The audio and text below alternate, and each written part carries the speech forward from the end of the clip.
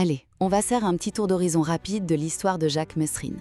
Alors Messrine, actif surtout dans les années 60 et 70 jusqu'à sa mort en 79.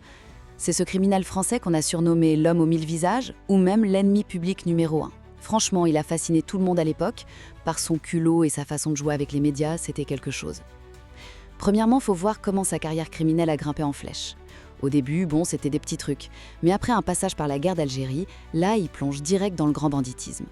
On parle de vol à main armée, d'enlèvements assez dingues, en France, même au Québec. Ces braquages devenaient de plus en plus spectaculaires, quoi. Deuxièmement, ce qui l'a rendu légendaire, ce sont ses évasions. Vraiment incroyables. Et puis son défi ouvert à l'autorité. Il s'est échappé de prison plusieurs fois, vous imaginez ? Y compris une évasion hallucinante de la prison de la Santé à Paris en 78.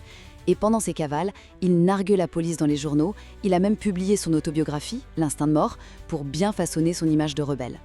Finalement, sa dernière cavale, entre 78 et 79, ça a été une course folle marquée par des coups d'éclat, des braquages énormes, l'enlèvement d'un homme d'affaires. Il a même tenté de s'en prendre à un journaliste qu'il critiquait.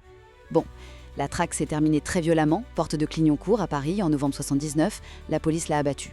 Dans des circonstances qui d'ailleurs font encore parler aujourd'hui.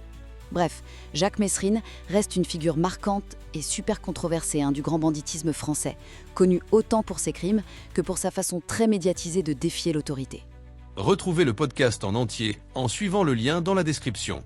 Abonnez-vous pour recevoir les autres vidéos de Wikipodcast.